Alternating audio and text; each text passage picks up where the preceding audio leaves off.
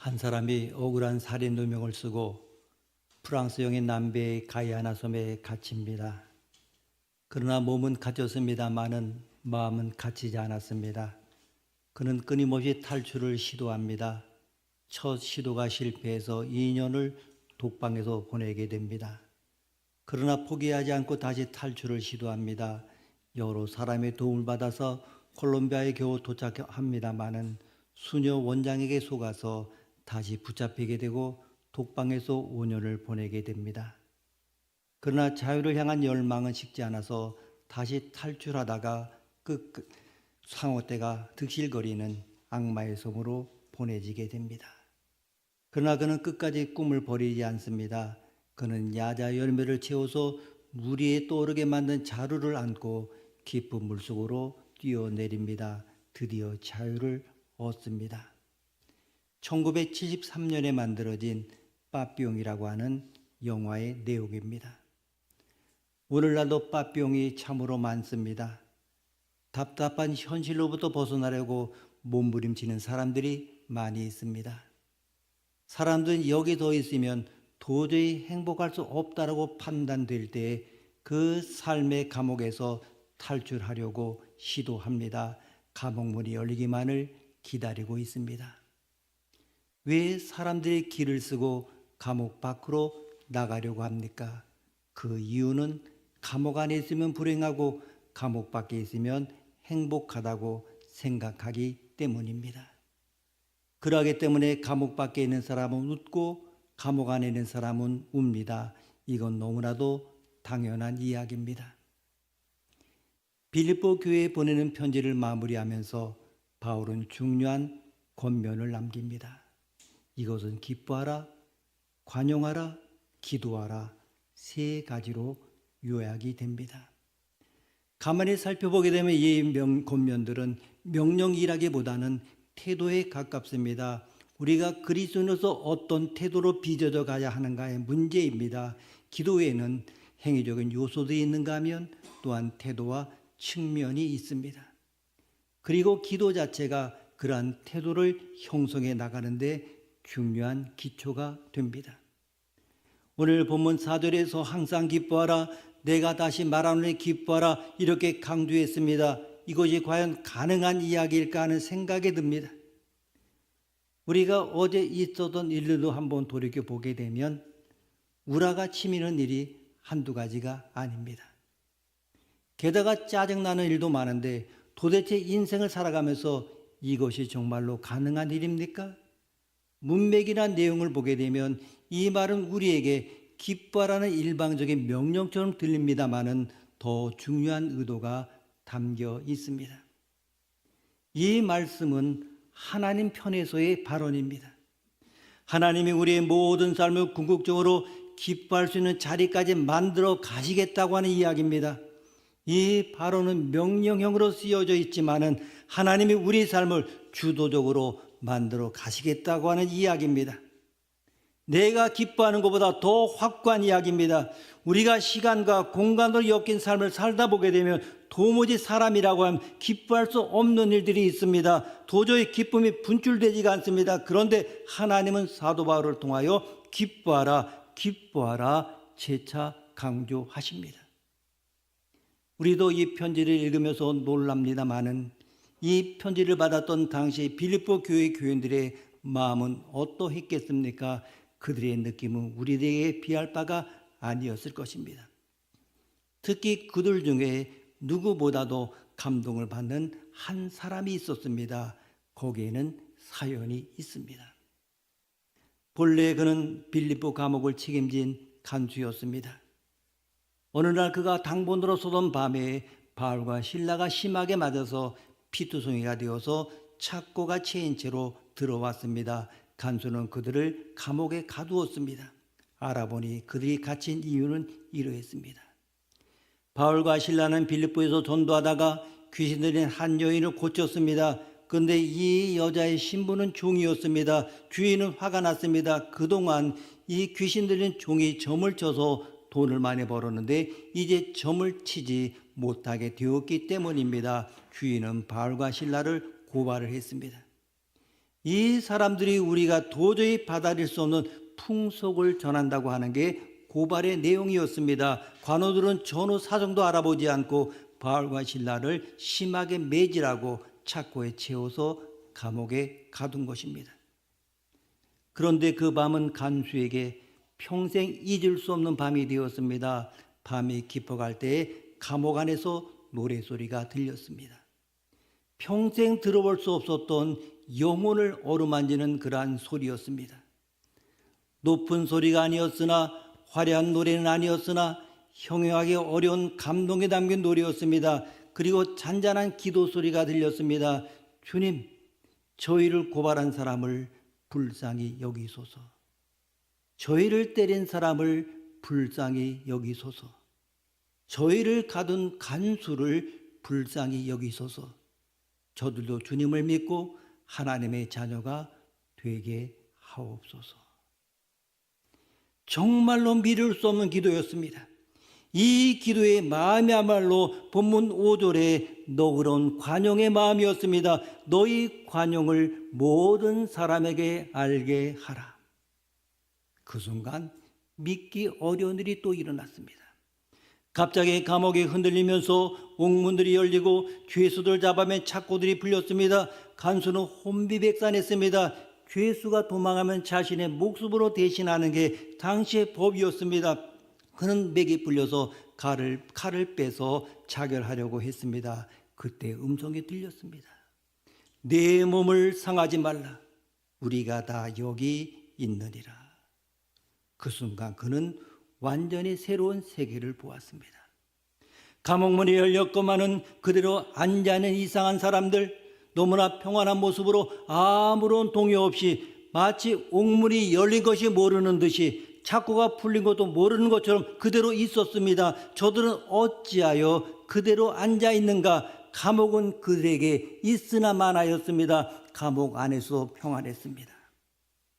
그들에게는 감옥이 없는 거나 마찬가지였습니다.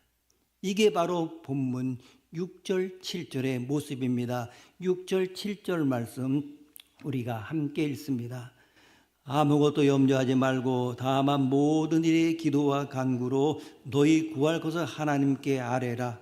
그리하면 모든 지각에 뛰어난 하나님의 평강이 그리스도 예수 안에서 너희 마음과 생각을 지키시리라.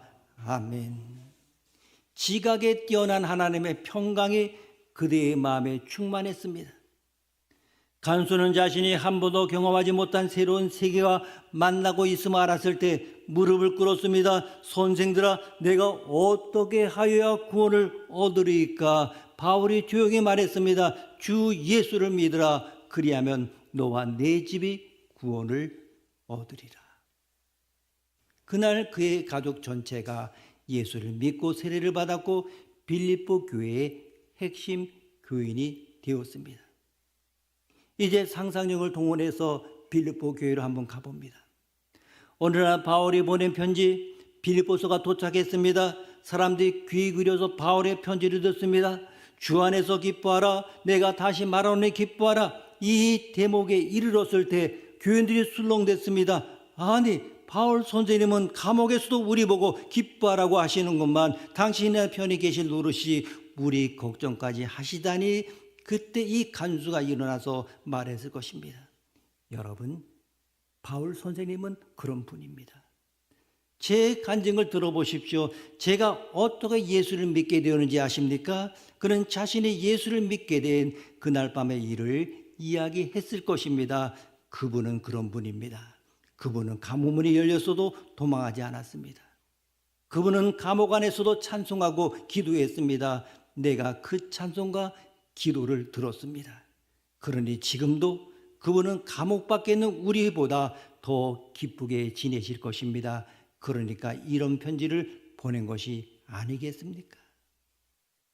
여러분, 저는 목사입니다만 아직 감옥이 없는 듯이 사는 바울의 믿음에 이르렀다고 장담할 수가 없습니다. 저에게는 감옥이 있습니다. 저는 아직 감옥과 밖을 구별하지 담장을 치고 살고 있습니다. 아직도 감옥 밖에 있으면 행복하고 감옥 안에 있으면 불행하다고 생각합니다. 이 무서운 이분법을 아직 완전히 돌파하지 못하고 있습니다. 그러나 저만 그런 것이 아니라고 생각합니다. 많은 목회자들의 감옥 안과 밖을 한번 보시겠습니까? 교회가 부흥되어 교인이 늘어나면 감옥 밖에 있는 것입니다. 유명한 목사가 되어 설교하러 오라는 데가 점점 많아지면 감옥 밖에 있는 것입니다. 교회의 재정이 풍부해져서 부족함이 없이 일저일을 하게 되면 감옥 밖에 있는 것입니다. 많은 동료들에게 부러움의 대상이 되면 감옥 밖에 있는 것입니다. 그러나 반대로 교회가 부흥되지 않을 때, 재정도 쪼들릴 때, 오라는 데도 없을 때, 아무리 애써도 되는 것이 없을 때, 자신이 가장 처지는 목사인 것처럼 여겨질 때, 바로 이때 목회자들은 자신이 견디기 힘든 감옥에 갇혀 있다고 생각합니다. 그래서 세상에서 가장 불행한 목사라고 여깁니다. 나오는 것은 눈물과 한숨뿐입니다. 제가 목회자 예를 들었습니다마는 여러분의 삶도 그렇지 않습니까? 사실 이 말에는 상당한 아이러니가 있습니다. 바울이 이 글을 쓰고 있는 곳은 감옥입니다. 뼛속으로 파고든 지하의 추위를 견뎌가면서 자신을 도와준 성도들에게 이 글을 쓰고 있습니다. 기뻐하라고 말입니다. 성도들이 그 글을 받아 읽으면서 감옥에 오래 계시다 보니까 정신이 혼미해지셨나 이런 생각을 했을 수도 있겠습니다. 다시 말하지만 이 말씀은 우리를 향한 명령형으로 되어 있지만은 사실 하나님의 주권에서 하나님이 성도들의 삶을 그렇게 만들어 가시겠다고 하는 하나님의 선언입니다. 6절 말씀 함께 읽습니다. 아무것도 염려하지 말고 다만 모든 일의 기도와 간구로 너희 구할 것을 감사함으로 하나님께 아뢰라. 아멘. 마찬가지로 6절을 보게 되면 아무것도 염려하지 말라고 합니다. 이 말씀은 이런 의미입니다. 보통 걱정되는 상황에 처했을 때 우리는 이렇게 생각합니다. 아, 이거 잘못되면 어떻게 하지? 이러다가 내가 망하면 어떻게 하지? 위험해지는 것은 아닐까? 이렇게 생각합니다. 이런 상황 속의 사람의 마음이 긍정적인 쪽과 부정적인 쪽 둘 중 어디로 기울어지기 쉽습니까? 늘 부정적인 쪽으로 기울어집니다. 그래서 염려가 생겨납니다. 염려하지 말라는 바울의 본뜻은 이렇습니다. 염려의 결과대한 승패를 하나님이 붙들고 계시다는 뜻입니다. 다시 말하면 내가 걱정한다고 안 될 일이 되고 내가 걱정 안 한다고 될 일이 안 되는 것이 아니다, 이런 말입니다. 우리가 이것이 될까 말까 걱정한다고 해서 될 일이 안 되고 안 될 일이 됩니까? 그렇지 않습니다. 그러나 결국 그 염려는 우리 인생에서 대부분 부질없는 시간이 되고 맙니다. 왜? 승패가 내 손에 있지 않기 때문입니다. 승패는 하나님께 있습니다. 그러므로 기도가 무엇입니까? 주권을 하나님께 맡기는 태도입니다. 기도는 우리 모든 삶의 희로애락과 수많은 사건과 사연들을 하나님께 맡기는 싸움이라고 하는 것입니다. 우리가 붙들고 있는 것과 하나님께 맡기는 것 중에 어느 삶이 더 확실해지겠습니까? 하나님께 주권을 맡기는 삶이 더 확실하고 견고해집니다. 지금 우리가 가는 길은 안개 속 같고 아무것도 보이지 않는 것이 사실입니다.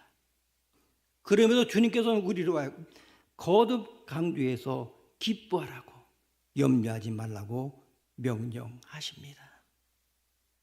하나님께서 이렇게 명령하시는 것은 반드시 이루시겠다는 약속을 전제하고 있음을 알아야 됩니다. 우리에게 요구되는 태도는 하나님께서 우리 인생의 마지막 결과를 그렇게 바꿔주실 줄 믿고 우리에게 맡기신 일을 감당하는 것입니다. 그렇다면 기도는 무엇입니까?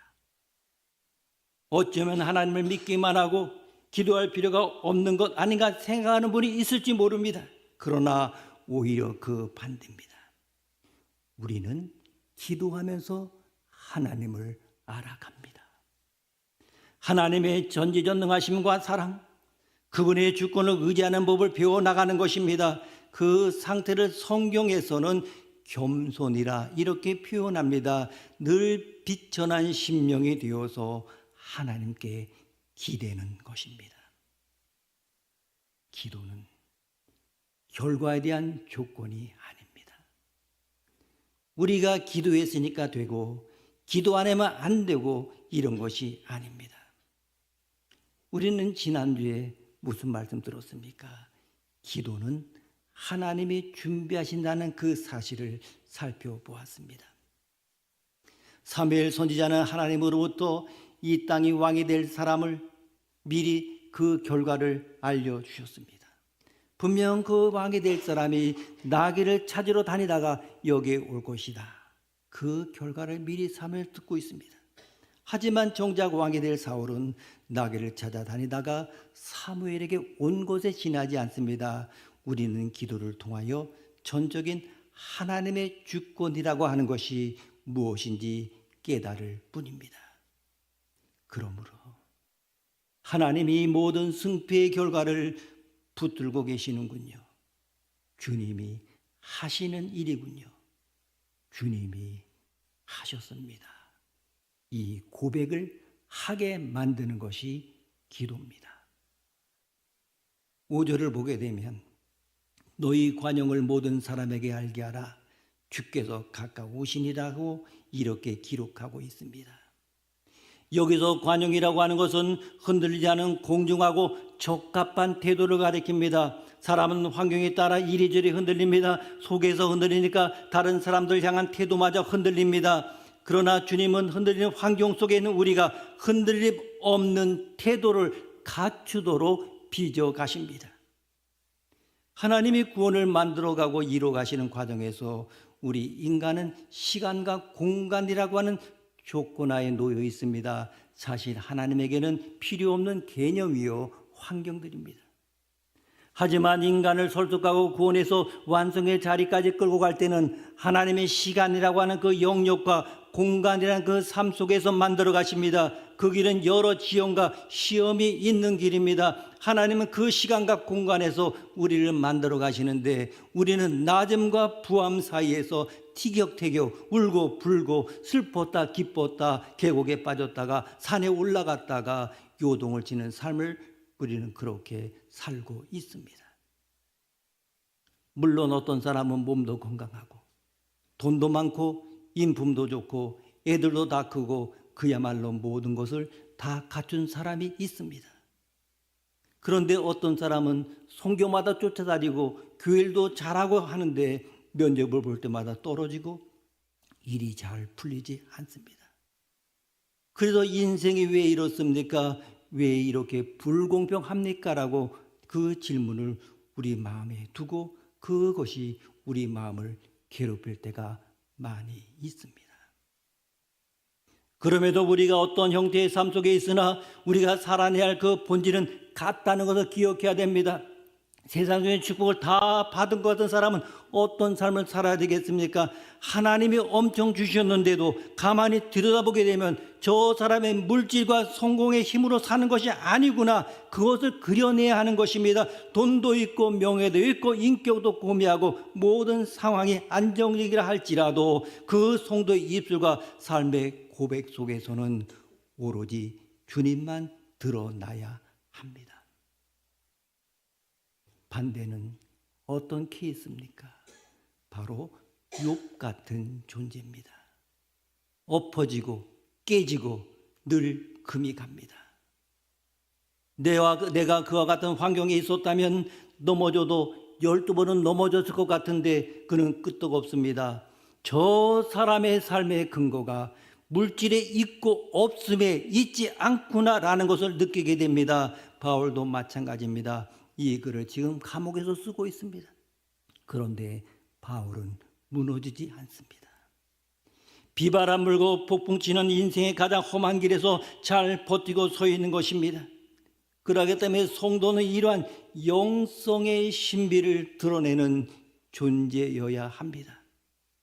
누가 봐도 저 사람이 사는 힘은 도대체 무엇일까? 저런 상황 속에서도 어떻게 끄떡 없을 수 있지? 그런 깊은 신비함을 드러내야 합니다. 그것이 많은 사람으로 하여금 관용을 알게 하는 것입니다.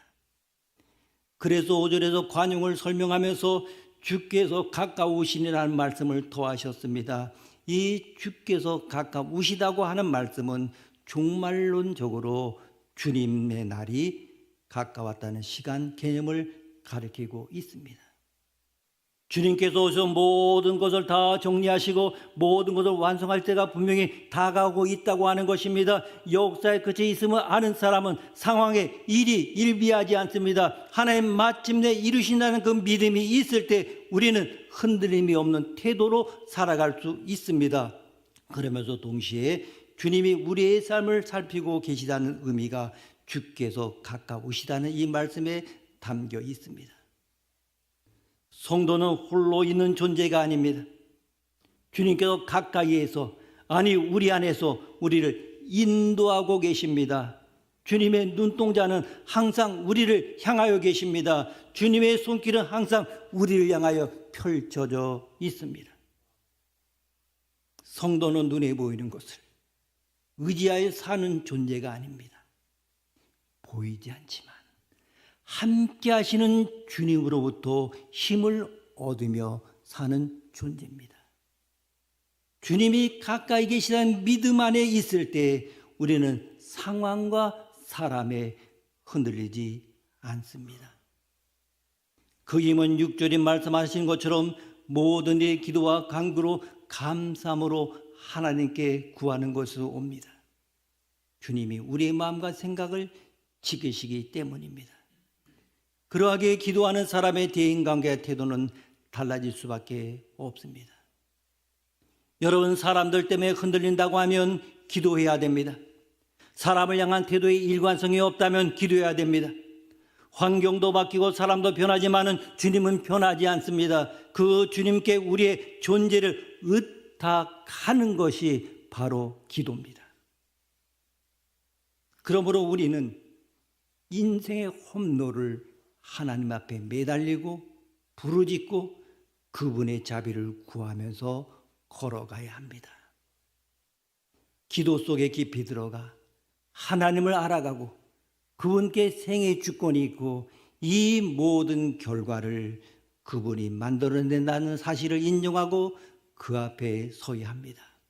이것이 기도를 통하여 우리 인생을 빚어가시는 하나님의 경륜입니다. 사실 사도 바울은 지금 이 놀라운 경륜에 대하여 글을 써 편지를 하고 있지만은 이것은 바울 스스로 안에서 경험된 진리이기도 합니다. 그래서 바울은 이어지는 구절에서 이렇게 기록합니다. 우리가 읽지 않았습니다마는 11절에서 13절 말씀 함께 읽습니다. 11절에서 13절입니다. 내가 궁핍함으로 말하는 것이 아니니라. 어떠한 형편이든지 나는 자족하기를 배웠노니 나는 비천에 처할 줄도 알고 풍부에 처할 줄도 알아. 모든 일 곧 배부름과 배고픔과 풍부와 궁핍에도 처할 줄 아는 일체의 비결을 배웠노라. 내게 능력 주신 자 안에서 내가 모든 것을 할 수 있느니라. 아멘. 바울은 여기서 우리가 좋아하는 내게 능력 주시는 자 안에서 내가 모든 것을 할 수 있다는 고백을 합니다. 한때는 이 구절을 자기 확신과 자기 긍정의 말씀으로 오해한 경우도 많았습니다. 그런데 바울이 지금 처해 있는 상황은 어떤 상황입니까? 감옥 안에서 성도들이 전해지는 위문품을 받으며 지내는 곰핍한 상황입니다. 매여있는 상황이고 답답한 상황입니다. 사람들이 보기에도 떳떳하고 자랑스러운 상황이 아닙니다. 그럼에도 바울은 능력에 대해서 말하고 있습니다. 어떤 능력입니까? 어떤 힘입니까? 어떤 상황에서도 흔들리지 않는 능력의 힘입니다. 상황에서 나오는 힘이 아니라, 사람들 안에서 나오는 힘이 아니라 그리스도께서 주시는 힘입니다. 마음만 먹으면 다 할 수 있다, 이런 말이 아닌 것입니다. 모든 상황을 감내하고 갈 수 있는 힘을 그리스도께서 공급해 주신다고 하는 의미입니다. 우리는 이 단순한 진리를 놓칠 때가 너무나 많습니다. 그래서 상황에 쉽게 휘둘립니다. 감사를 잃어버립니다. 그리스도께서 내 안에 충만히 거하시면 감사가 떠나지 않습니다. 그러나 우리가 그 사실을 잃어버리면 환경 가운데 불평만 늘어날 뿐입니다. 일하시는 하나님이 보이지 않습니다. 그냥 그대로 죽을 것 같다는 생각에 두려움이 엄습해 오기도 합니다.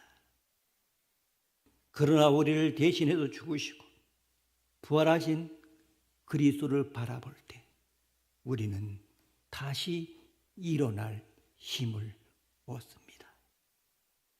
그래서 사도 바울은 빌립보서 3장에서 이 힘을 부활의 권능이라 이렇게 표현을 했습니다. 빌립보서 3장 10절 11절에 보게 되면 내가 그리스도와 그 부활의 권능과 그 고난의 참여를 알고자 하여 그의 죽으심을 본받아 어떻게 해서든지 죽은 자 가운데서 부활에 이르려 하노니. 아멘. 이 얼마나 역설적인 말씀입니까? 부활의 능력을 언제 경험합니까? 놀랍게도 우리가 그의 죽으심을 따라갈 때입니다. 모든 것이 만족스럽고 모든 것이 평안할 때가 아닙니다. 그리스도의 남은 고난에 우리의 육체에 채워지면서 눈물을 흘리며 주님을 따라가는 그 자리에서 오히려 그분의 부활의 능력이 우리 안에 나타납니다. 우리가 우리의 유익을 쫓아서 살아갈 때, 평안하고 쉬운 길을 추구할 때 경험하는 그런 능력이 아닙니다. 오히려 그리스도의 영광을 바라보고 그분의 죽으심을 짊어지며 나아갈 때 역설적으로 우리 가운데 나타나는 것이 부활의 권능입니다. 그리고 이렇게 부활의 권능을 경험하며 나아가는 이들은 내가 모든 것을 할 수 있다, 모든 것을 감내할 수 있다고 하는 고백에까지 나아갑니다. 왜? 자기 앞에 놓이는 세상의 상황과 형편들이나 사람들이 추구하는 모든 것이 다 상대적으로 보이게 되기 때문입니다. 그래서 바울은 이렇게 고백합니다. 빌립보서 3장 7절 8절 말씀 보게 되면 그러나 무엇이든지 내게 유익하던 것을 내가 그리스도를 위하여 다 해로 여길 뿐더러 또한 모든 것을 해로 여김은 내 주 그리스도 예수라는 지식이 가장 고상하기 때문이라. 내가 그를 위하여 모든 것을 잃어버리고 배설물로 여김은 그리스도를 얻고. 아멘.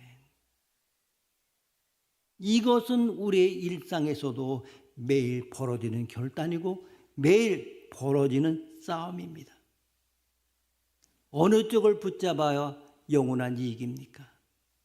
그것이 확인되고 그것에 대한 확신이 들 때 우리는 기존에 줬던 것들을 감히 배설물로 던질 수가 있는 것입니다.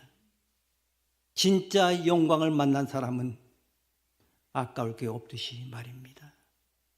밭을 갈다가 보화를 발견한 사람은 자기의 전부를 팔아서 그 밭을 살 수가 있습니다. 이것은 보화를 발견한 자만이 할 수 있는 결단입니다. 얼마나 내 생애 속에 하나님과 그리스도의 그림이 드러나는가, 이것이 바로 우리의 관심사여야 합니다.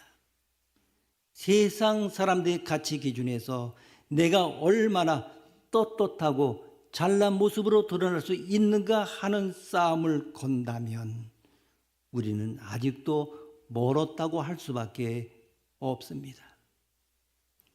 온 세상이 덤벼도 내 생애를 통하여 하나님의 그림이 드러날 수 있다면 기꺼이 견딜 수 있는 마음이 우리에게 있어야 합니다. 여러분, 기도는 내 싸움이 아닙니다. 기도의 승패는 나에게 있지 않고 하나님께 있습니다. 하나님께서 이루십니다.